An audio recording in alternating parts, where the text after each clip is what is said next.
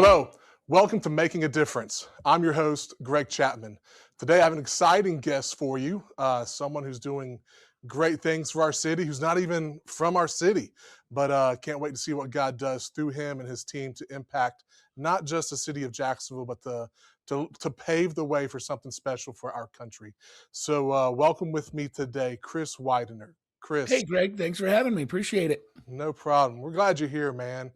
And so, Revival 250, how did you end up with this, man? Well, I was a pastor for 14 years, from 88 till 2002, at which point I started writing and speaking full time and primarily in the secular world. So I was a speaker who was a Christian. I wasn't a Christian speaker per se. I wasn't speaking at churches and Christian organizations, but Microsoft, General Electric, Cisco Systems, Harvard Business School, AT&T, you name it. That's what I was doing.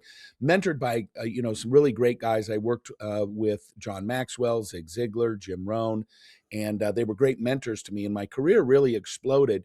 And I got all the accolades, Motivational Speakers Hall of Fame, 27 books, Wall Street Journal, New York Times bestselling, all the stuff, all the accolades. But after doing it for a long time, I just was really drawn back into ministry because I felt like even though I was telling people how to live successful lives, I was not able in those corporate structures to tell them the real important thing. So a couple of years ago, I was writing a book called The Capitalist. I'm 40% of the way through the book, and I felt like the Lord tapped me on the shoulder and said, I want you to write a book on revival, which I loved the idea because I've always loved studying revival. In fact, the book that I've read second most amount of times, actually, I guess third, if you include the Bible, number one, A.W. Tozer's The Pursuit of God would be number two. I've probably read it 30 times in my life. And then number three would be a book by Leonard Ravenhill written in 1955 called Why Revival Tarries.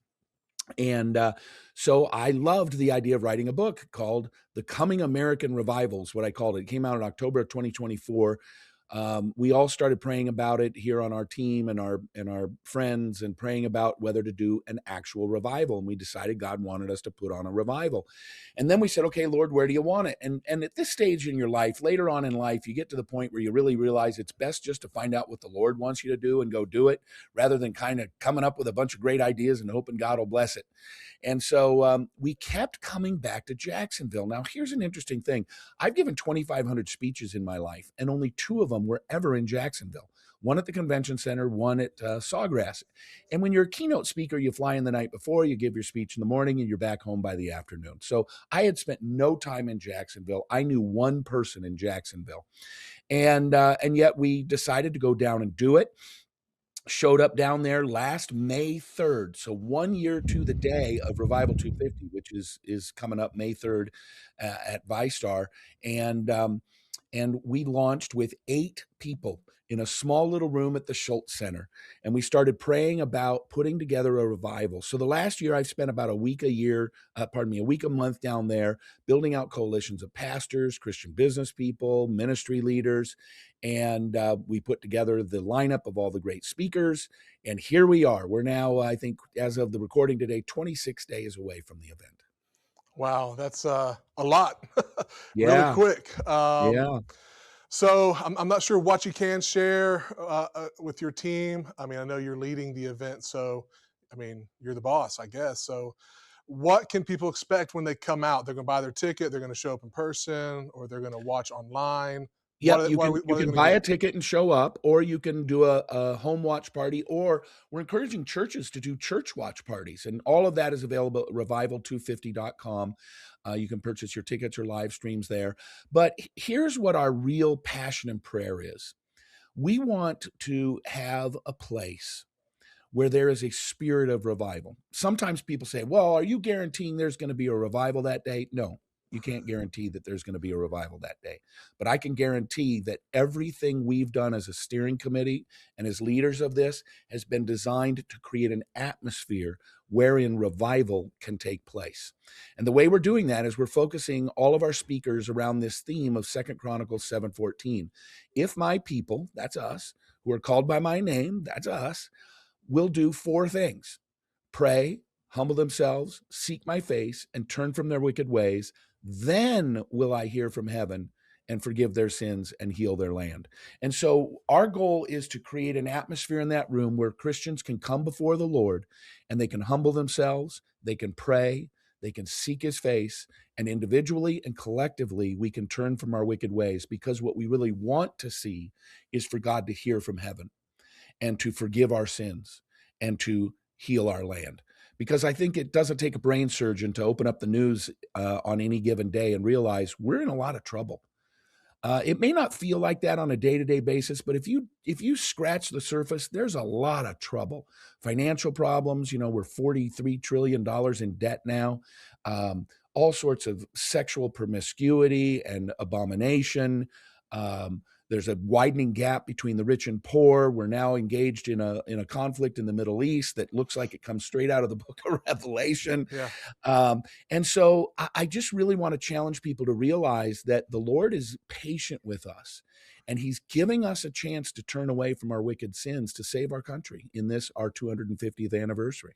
Man, yes, couldn't have been said better. Last question for you. I've been given the 1 minute warning. Okay. Who's going to be there? Who are you excited to hear from in person? Band, speakers? Yeah, well, What are we you got a looking forward great to? worship team. We have a gal that put together a worship team from across the country. It's kind of an all-star band and worship team.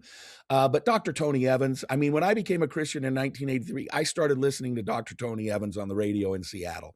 And so I'm excited to hear him. Jonathan Kahn is amazing. Dr. Alveda King and I met her for the first time last September 11th. We gave a speech together at the Capitol building. Raleigh Washington, who's a Jacksonville resident, he's going to be there. John Rich did a virtual presentation for us, and it's a great presentation. I mean, it just nails it. So lots of really great people, lots of local leaders there. TK Waters, the sheriff, is going to give his testimony. So lots of just really great themes, but all designed to drive us back into the hands and the heart of the Lord. Cool. Chris, we sure appreciate your time. Thank you for joining us. Thank you for making a difference here in our city of Jacksonville, and just leveraging it for a springboard for God to do some pretty amazing things throughout our country. And so we're honored that you're going to come here, and honored that that God would choose you and Jacksonville. And so Well, I met a bunch of great new friends there. We're going to be live streaming it through the pray.com app to 26 million people, as well as a bunch of other places. And I've just loved all the time I've spent down in Jacksonville, and the people I've met and the churches I've attended. You have a special place there. Cool. Thank you so much. And for all our listeners, make sure you check out Revival 250. The website will be in our show notes, and buy your ticket to be there in person, or your church, get a group online. Do whatever you can to be there. Chris, thanks again. Thank you for checking us out.